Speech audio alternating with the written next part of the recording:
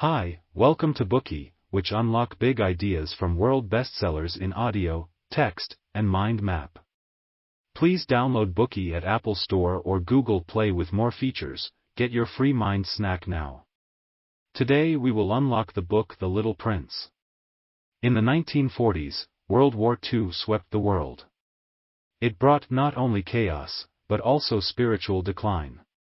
German philosopher Martin Heidegger described the era as the destitute time and the time of world's night.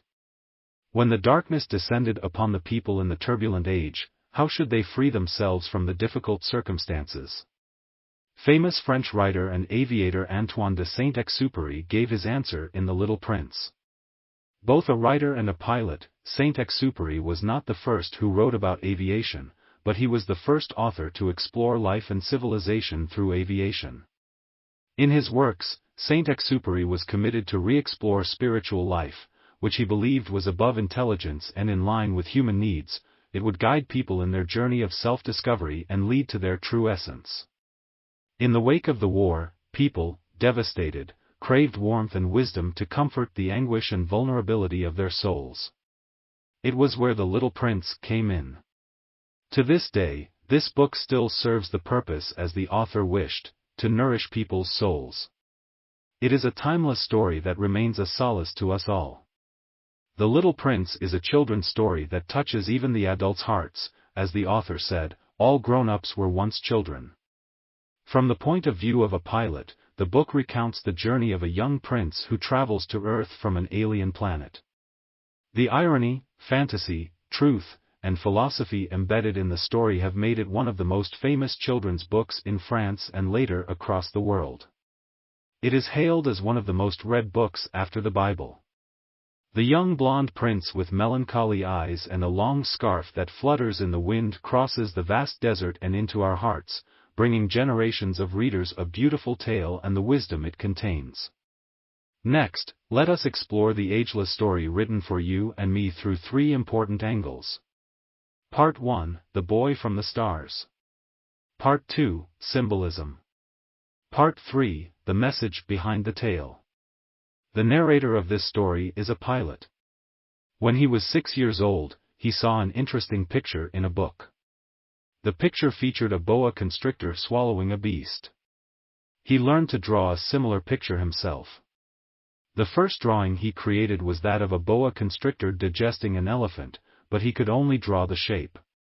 He showed it to the adults and asked them if they were frightened, to which the adults replied, "Frightened? Why should anyone be frightened by a hat?"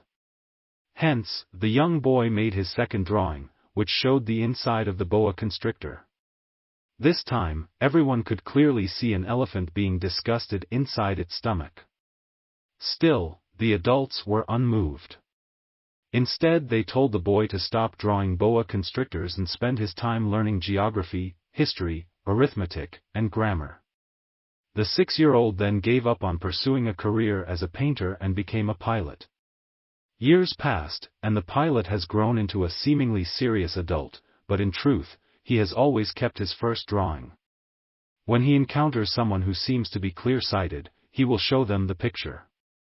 If the other person says that it's a hat, the pilot will avoid talking about boa constrictors, primeval forests, or stars and instead talk about things that adults like, such as bridge, golf, politics, or neckties. The pilot doesn't like spending time with these serious adults, and he has always felt alone. This changes one day when he has an accident and encounters someone he can share his thoughts with. The accident leaves the pilot stranded in the Sahara Desert alone, with only enough water to last him for 1 week.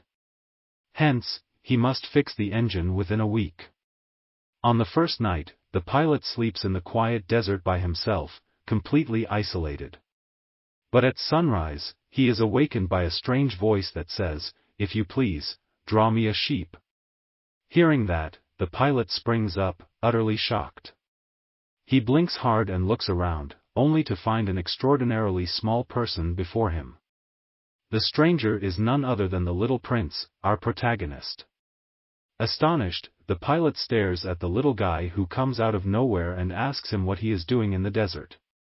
The Little Prince does not answer the question.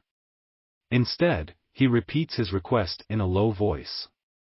The pilot doesn't know how to draw sheep, so he hands his boa constrictor drawing to the little prince.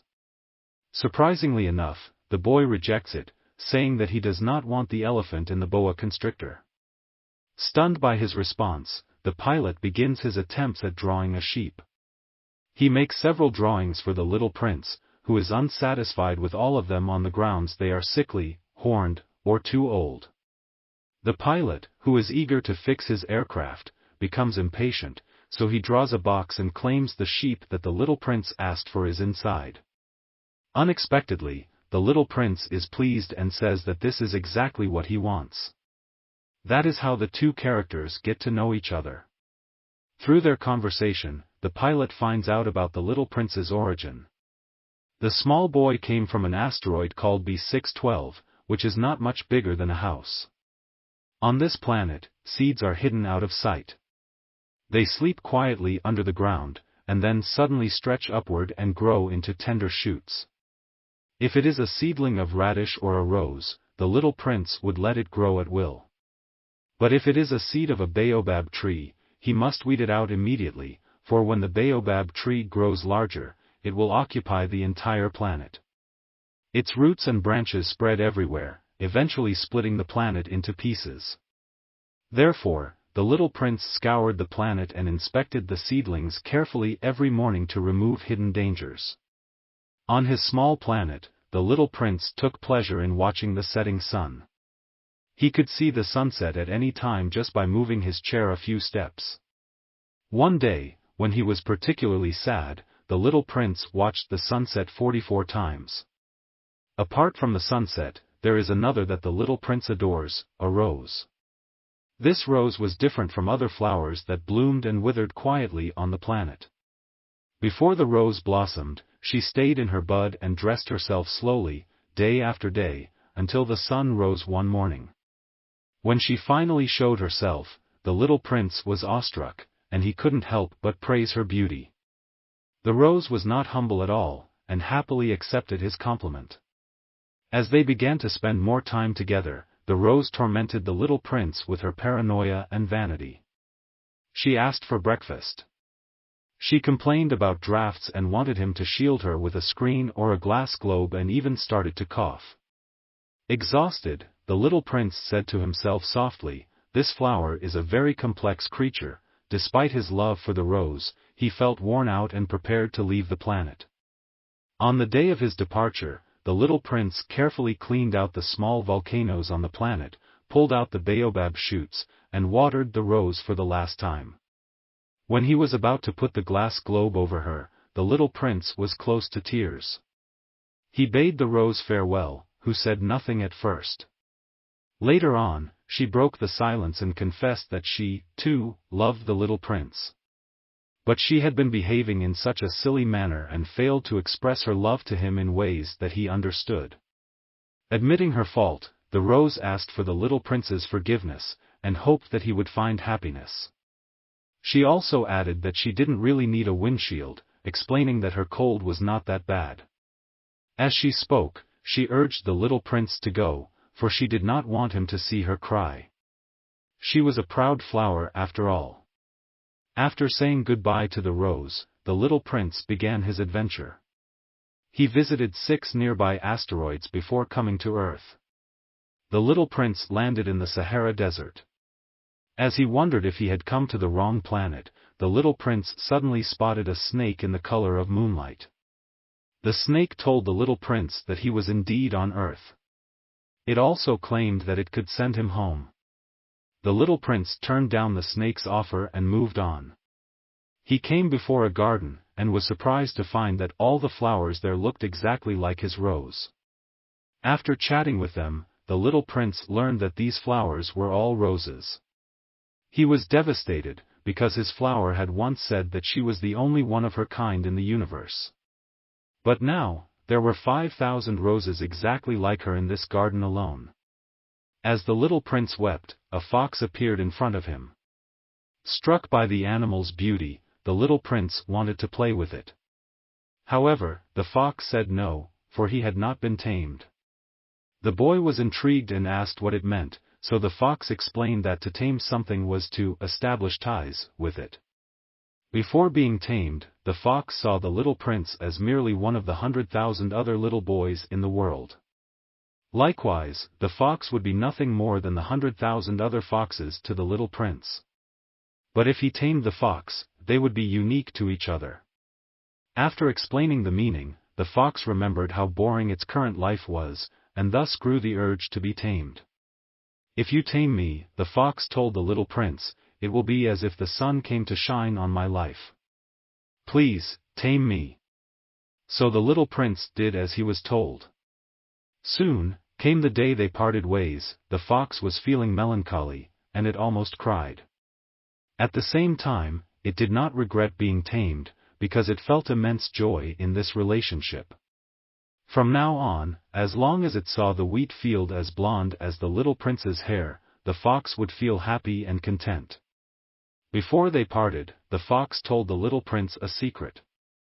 It said, "It is only with the heart that one can see rightly. What is essential is invisible to the eye." In other words, the little prince's rose might be indistinguishable from any of the roses in the garden, but the time he spent with her made the rose important. The fox told the little prince to never forget the rose, because he must be responsible for what he tamed. The little prince repeated the words of the fox and walked on. He then met the pilot shortly after. After listening to the little prince's story, the pilot is deeply moved by his devotion to the rose. Meanwhile, it is the 8th day since the pilot crashed in the desert. He has drunk the last drop of water and still hasn't fixed his aircraft. To search for water, the pilot and the little prince wander aimlessly in the boundless desert. The boy comments that the desert is beautiful because there is a well hidden somewhere beneath. A realization dawns on the pilot, and he now understands what lies behind the mysterious radiation of the sand. The well is a treasure, which makes the desert fascinating. But no one has managed to find it because no one has ever looked for it. The pilot realized that, as the fox said, what is most important is invisible. Delighted by the revelation, the pilot carefully holds the sleeping boy in his arms like a fragile treasure, and continues to search for the well. At last, he finds one at daybreak. When the two are drinking water, the little prince says that the men in the desert raised 5,000 roses in a garden yet did not find what they sought in it. In truth, they could have found what they wanted in only one stalk of rose or a bit of water. But they couldn't just find it with their eyes. One has to look for what is important with their heart. The pilot agrees. At the little prince's request, the pilot draws a muzzle for his sheep to prevent the sheep from harming his rose. Then the little prince says that it has also been a year since he came to Earth, and they are near the spot where he landed. The pilot feels a sudden pang of sorrow and suspects that their encounter might not be a coincidence. The little prince is about to return home. He was on his way to the place he first landed when he met the pilot. The pilot asks the boy about this plan, and the latter admits it without saying a word. He asks the pilot to go back and fix his aircraft engine. The little prince will wait for him here tomorrow evening. The next evening, when the pilot returns, he sees the little prince sitting on a wall with his legs hanging in the air and speaking to someone. The pilot approaches, only to realize that the boy is talking to a deadly yellow snake. He hears the little prince say, "Now go away. I want to get down from the wall." The pilot takes out his revolver and runs over. Sensing his presence, the snake slithers across the sand like a spray of a fountain and vanishes among the rocks. The pilot rushes to the wall, catching the little prince in his arms just in time. He hears the boy's heartbeats and notes that they sound like that of a dying bird shot with a rifle. The little prince first congratulates the pilot on fixing his engine, and then reveals that he, too, is about to go home. The pilot cannot bear the thought of never hearing his laughter again, but the little prince says that as long as the pilot remembers that he is laughing on one of the stars in the sky, it will feel as if all the stars are laughing. That way, when the pilot looks into the night sky, he will see laughing stars that jingle like little bells. This is the little prince's gift to the pilot, 500 million little bells. The boy likens it to the water from the well that the pilot fed him, adding when he looks at the stars from his home planet, he shall instead see 500 million springs of fresh water.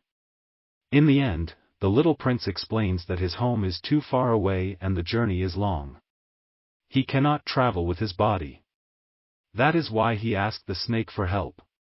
He does not want the pilot to see how it happens because it makes him look like he is dead. But the pilot refuses to leave him. After the little prince says everything he needs to say, he takes a step forward.